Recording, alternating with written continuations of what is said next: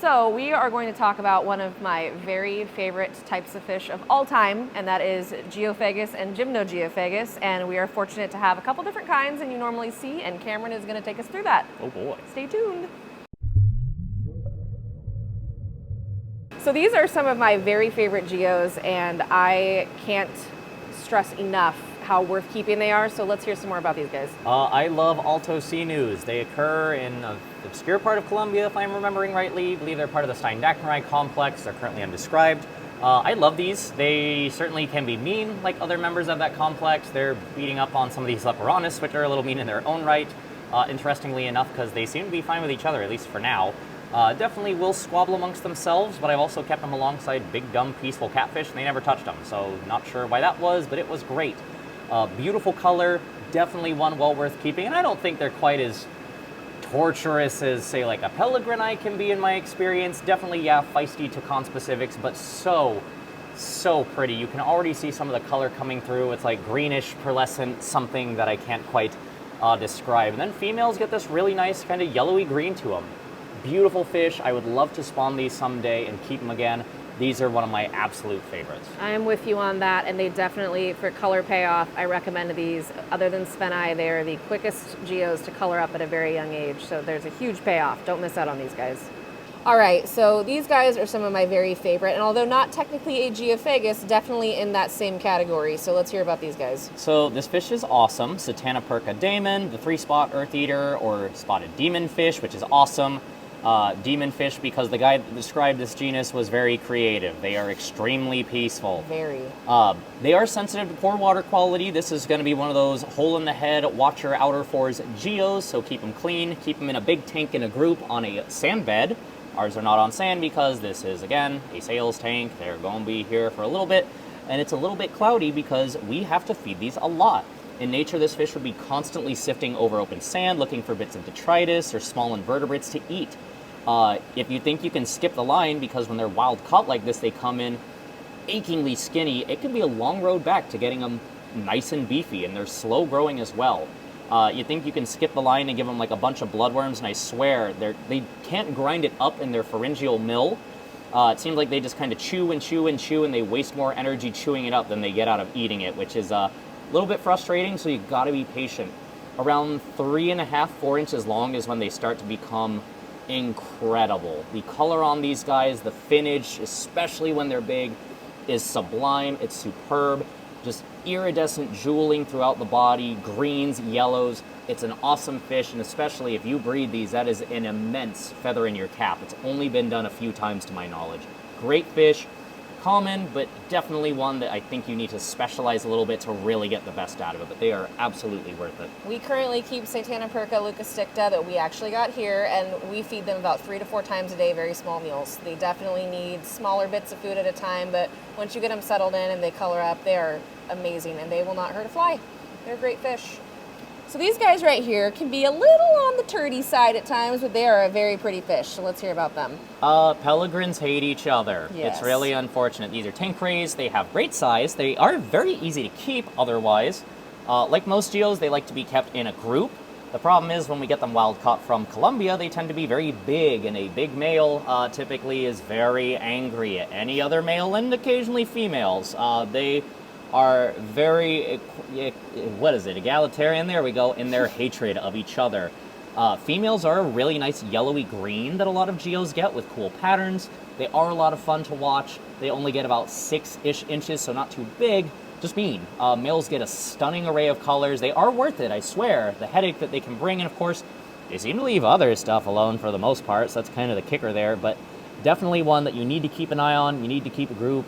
Definitely some experience with more aggressive cichlids, but certainly well worth it in my book. I really like these guys, and I really need to get around to keeping them myself because I have some very good potential landing spots for them. They are a great fish, I can confirm. Worth keeping for sure. Okay, so this is actually, I think, the only geo currently here that I have not kept yet, and this is actually a very, very pretty fish. I'm excited to hear more about it. So these guys are going to come from the Moroni River, and I'm going to go with Guyana, and if it's Suriname, I'm going to feel really dumb. This is one that we haven't really had. This is an extremely rare fish because there's not a lot of wild export from there. Very interesting blue speckles. These are absolutely first on my list of the geos that we have to keep. Supposedly they are the meanest conspecific earth eater. Specialist Lee Newman, wonderful fellow from British Columbia, came to talk at the Portland Club very recently, and when I said, I'd like to keep these, he just laughed. As we both know, these are supposedly the meanest one, and we've, knock on wood, had very good luck with them in this batch. They're fascinating, they look really weird, but I have absolutely no reason to doubt that they hate each other. So am I gonna get a group and think real hard about what we're gonna do with them? You bet I am. We'll see what happens, but these are very, very cool. I'm very excited to have these in stock, and honestly just have the privilege of watching them grow up and see what they do. They're very, very strange. Geos being some of my favorite, it is exciting to see something in that family that I have not yet seen, and these guys are no exception. They're very cool. Okay, so this is a fish after my own heart here. I've kept quite a few of these, and I really adore them, so let's hear more about these guys. I am not going to lie, I think I like this fish better as albino. This is a gorgeous fish, the threadfin acara, Aquarius Heali, or Heali. I'm just going to say Heali, it's fine. Heckle's dead. Over time, this is realistically right as you're going to see them turn into something. They are amazing. The finnage on adult males and even adult females is exquisite. It's really cool. They're weird in terms of keeping. They're just peaceful enough that they're not aggressive, and I would certainly call them peaceful, but they're just feisty enough that you can't rely on them to just sit there and mind their business all the time. They've got some oomph to them. They'll take a charge every once in a while, but they are really cool. They're definitely hard to breed. If I'm remembering rightly, the first breeding attempt needed like some guy had like a super deep jar or something bizarre. But this is a very nice fish. These are tank raised. They're very hardy. They are a gorgeous little earth eater adjacent, we'll call them. They're not like quite it. there, but it's a very good fish, and I've seen it many, many times alongside other geos like abalios or some Satana perkas. Very, very nice fish, very popular, very sought out for a reason, just because when they're adults, they just pop. I will say about these guys, they do seem to show a lot of con-specific aggression, and unless you keep a nice big group of them, like 6 to 10, you're gonna, if you try and keep 2, it's probably not gonna end well. So just keep that in mind, but they're amazing fish. All right, so here's one you don't see quite as often. Not that it's uncommon, but this is definitely one I don't see available all the time. So let's hear more about these. These are mostly probably all Geophagus abalios.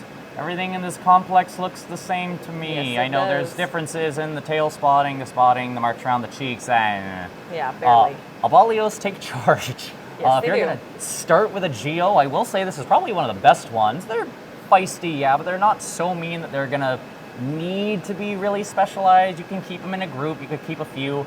These are, wow, that's training. Thanks, guys. That's really cool. They do become very pretty. Everything in the Cernamensis complex does become a gorgeous fish. They're just not necessarily what I personally would seek out first in a geo. And these are realistically, along with Geophagus dicrozoster, what you'll see. I'm in several geo groups on Facebook. Every time you say, is this a Cernamensis, it's probably this, or a dicrozoster, or something adjacent. Ain't nothing coming out of Suriname. I did see one once where a guy had those legit. That is really funny. Okay, you guys are winning me over. I've never seen fun. geos do that, and I'm quite impressed by it. That is a really nice display. Good job, guys. And these are wild caught, so they've... They may be hungry, but they don't look like it, so... all right, they're winning me over. I was going to say we like them now. They're good. That's a good fish. They're good. All right, so I have kept these. I really enjoy these fish, and let's hear some more about them because they are very, very cool. Oh boy, I get to do the Gymna geophagus spiel and make my friends proud. Yep. So these are Gymna geophagus. These are technically mechanos or mechanos, formerly gymnogenous from the Rio Yi. I am not going to claim whether it's a case of the location means it's a different species or whether gymnogenous is a junior synonym. I don't know, man. Anyway, outside of our friend Gymnogeophagus, Balls and I, most of your Gymnogeophagus or Gymnogeophagus, say it however you want, are going to be very southerly. A lot of them will be in Uruguay or southern Brazil, parts of the world where there will be winters. It will get cold. People that have kept these successfully have spawned them, and they are certainly well worth it. You can see how incredible that guy is at a fraction of his adult size, although most of them stay smaller, 6-7 inches. They typically like a wintering season. They don't like to be kept hot. These are weird. They're definitely pretty good at eating stuff. They're not as hard to feed as a Satana perka, but everyone who knows what they're doing, who's kept these guys successfully, again, outside of Balls Night, which of course more northerly, tend to say to give these guys a wintering period, or that you can keep them at least at room temperature year-round, or else you will get shortened lifespans, worse color, lack of reproduction. These guys, every fish in the genus that I've ever seen is a sparkling jewel. Reds, blues, yellows, greens, you get everything. They're very cool. And as far as I'm aware, we've had a couple species of Gymnogeophagus over the years. They'll tend to be about middle of the road in terms of aggression, almost maybe on the wimpier side of that. They are really cool. I can't claim that I've ever kept any of them myself, but I have been lucky enough to see guys like Big Boy right there in the middle. And again, he's incredible at the size he is now, still a sub-adult. Awesome fish. I agree, and I got some from a local breeder back home, and I will tell you that the color, again, at a very young age on the males is absolutely stunning. Females don't get nearly as pretty, unfortunately, but those males make up for it. Another fish that I've kept and absolutely love, so let's hear more about these guys. Guyana Caradacria, the daiquiri cichlid, or the banded cichlid. These guys are another, I'm going to call them like an earth eater adjacent. They will sift a lot. They don't quite have the specialized apparatus. I don't remember if this is in the tribe Geophagini or not. I'm not going to claim it. I'm not a cichlid person. These are all very attractive species. You can tell them apart by a little bit of differences in the striping and patterns on the body. Most of the time you see tank ray specimens, because again, ain't a ton of export out of Guyana. They're all very attractive. You'll see some iridescence. You'll see very nice yellows and orange pop up on these to contrast with the black and whitish. They're really, really fun to watch, and they all stay fairly small, about 5-ish inches or so, but definitely have enough oomph to back it up. These guys don't typically take crap from larger, more aggressive fish in my experience.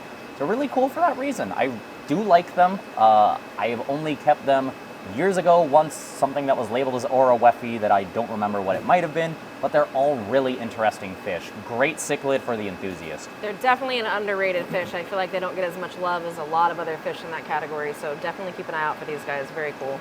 Okay, so personally, that was a really good time for me. I love Geophagus. I love anything in that group. It's absolutely exciting. Thank you so much for all the information. Of course. Make sure to go to wetspottropicalfish.com and use Steenfott10 for 10% off. Bye, guys.